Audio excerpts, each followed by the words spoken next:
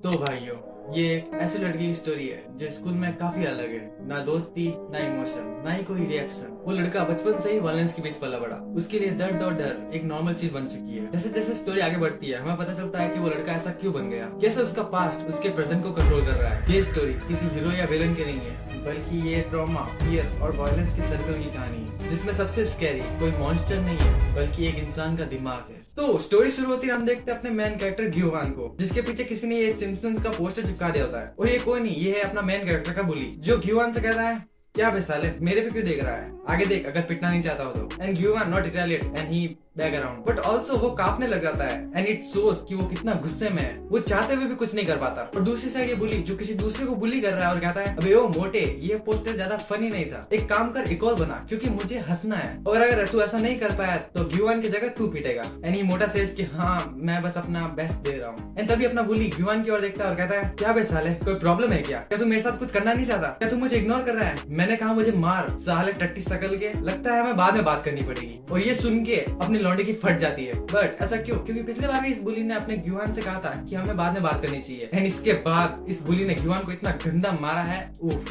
इसलिए अपना ग्योवान अभी से डरने लग जाता है। वो गुस्से में टीचर की ओर देखता है जो पढ़ा रही होती है, और अब अपने लौंडे के सब्र का बांध टूट चुका है। लौंडा झट से खड़ा होता है और अपनी टीचर से कहता है, मैम मुझे बुली किया जाता है, वो मुझे रोज मारते हैं, एटलीस्ट हफ्ते में 3 बार। एंड ऑल्सो उन्होंने मेरे अब तक 1,75,300 वॉन्स ले लिया है, और अभी उन्होंने मेरे बैग के पीछे ये चिपका दिया है। ग्योवान की टीचर ये सब देखती है, और तुम्हें क्या लगता है कि वो ग्योवान का स्टैंड लेगी? ना, इवन वो तो ग्योवान पे हंसने लग जाती है, और साथ में क्लास के सारे बच्चे उस पे हंसने लग जाते हैं। और ग्योवान की टीचर कहती है, तो ये तुम्हारे बैग पे किसने चिपकाया? एंड अपना लौंडा सेज, ये है वो माखन चोर। बट इसके बाद पूरी क्लास शांत हो जाती है, और टीचर कहती है, हाँ तो तुम मुझसे क्या चाहते हो, मैं इस बारे में क्या करूं? And bro is know that he cooked now. आगे ग्योवान की टीचर कहती है, चलो ठीक है अब बैठ जाओ, और बेटर होगा कि तुम मुझे आगे से डिस्टर्ब ना करोगे। But Giovanni he says, I knew it, मुझे पता था कैसा होगा। एंड तभी अपना लौंडा बैग से कुछ निकालता है जो कपड़े से फोल्ड है। एंड नेक्स्ट मोमेंट रिवील होता है कि वो है एक short gun. And then boom. But ये सब तो सुयोन सपना देख रहा था, इससे हमें उसकी मेंटालिटी का पता चलता है। स्टोरी तो अब शुरू होती है। हम देखते हैं कि ग्योन की स्कूल कोई स्कूल एक्टिविटी के कारण कहीं जा रही होती है, और साइड बैठा ये लौंडा कहता है, बादलों को देखो, लगता है आज मौसम खराब होने वाला है और हमारी पिकनिक भी। And his dumbest teacher says,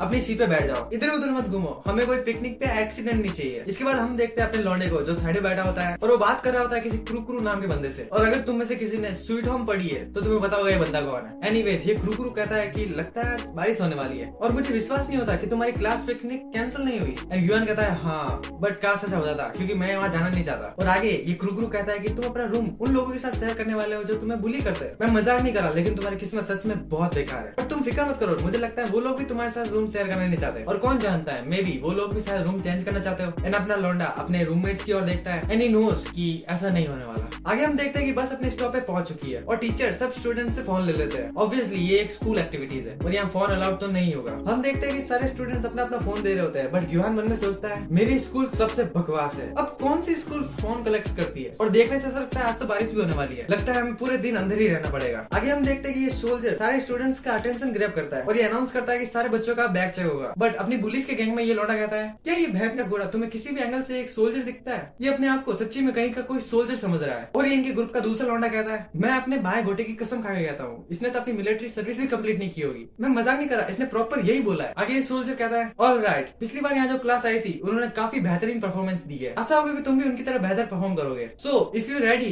then make some noise, और जो सबसे ज्यादा चिल्लाएगा उसे सबसे पहले खाना मिलेगा। सीन जूम आउट होता है, और हम देखते हैं कि पूरा एरिया एक जंगल के बीच है। बाय द वे आगे ये सोल्जर कहता है कि सबको 30 जंपिंग जैक करनी है, वो भी काउंटिंग के साथ, लेकिन कोई भी लास्ट वाला नंबर काउंट नहीं करेगा। अगर किसी ने गलती से भी काउंट किया तो सबको वापस से शुरू करना पड़ेगा। एंड तुम जरा इनके शक्लों पे देखो, दे ऑल कुक नाउ, सारे ज़ॉम्बी दिख रहे हैं पूरे। एंड तभी अपनी पुलिस की गैंग में से ये लौंडा कहता है कि कसम से अब अगर किसी ने 30 काउंट किया तो मैं उसकी जान ले लूंगा। बट दूसरी तरफ अपना लौंडा गलती से 30 बोल लेता है, and he knows that he fucked up। सीन शिफ्ट होता है, हम देखते हैं अपना लौंडा मच्छर मार रहा है, और शक्ल देखने से लग रहा है कुछ देर पहले इसको भी किसी ने मारा है। आगे हम देखते हैं लौंडा उठता है और ग्योवान से कहता है, साले मैंने तुझे मना किया था कि धीरे मार मच्छरों, तेरी ताली की आवाज मुझ तक नहीं आनी चाहिए। एंड सुयोन से सॉरी, मतलब ग्योवान अब उनके लिए मच्छर मार रहा है। वाह। आगे ये लौंडा कहता है, हे ग्योवान, सोचो कल सुबह तुम्हारे साथ क्या होगा अगर मुझे किसी एक भी मच्छर ने काट लिया तो। एंड अपना लौंडा कहता है, यस आई नो, और मैं ऐसा नहीं होने दूंगा। और जैसे एक मच्छर मारता है ये लौंडा फिर से चलाता है, साले मैंने कहा धीरे मार मच्छरों को। सीन शिफ्ट होता है, हम देखते हैं महिला मंडल को जो जो किसी परफॉर्मेंस के लिए प्रैक्टिस कर रही होती है और ये बीच में खड़ी लौंडिया सब पे चिल्ला रही होती है लाइक तुम सब सही से प्रैक्टिस नहीं कर रहे हो, तुम हमारा परफॉर्मेंस बिगाड़ दोगे एंड ऑल दैट। बट ये सारी लड़कियां कहती है हमारे पास प्रैक्टिस के लिए टाइम नहीं था और वैसे भी लास्ट मोमेंट पे तुमने सॉन्ग भी तो चेंज कर दिया। एंड सी बिच सेज कि अच्छा अब ये मेरी गलती है। बट तभी साइड से कोई ये बंदा जा रहा होता है, कोई गार्ड वगैरह होगा शायद, जो इनसे पूछता है कि तुम इतनी रात को यहाँ क्या कर रहे हो। और ये बिच जिसका नाम मीरा है कहती है वो कल हमारा एक टैलेंट शो है इसलिए हम प्रैक्टिस कर रहे हैं और चिंता करने की जरूरत नहीं है, हमने इसके लिए टीचर से परमिशन ले ली है। और ये गार्ड कहता है चलो ठीक है अगर तुमने परमिशन ले लिया तो, बट ज्यादा देर मत करना। ये कह के अपना गार्ड वहां से निकल जाता है। और ये मीरा भी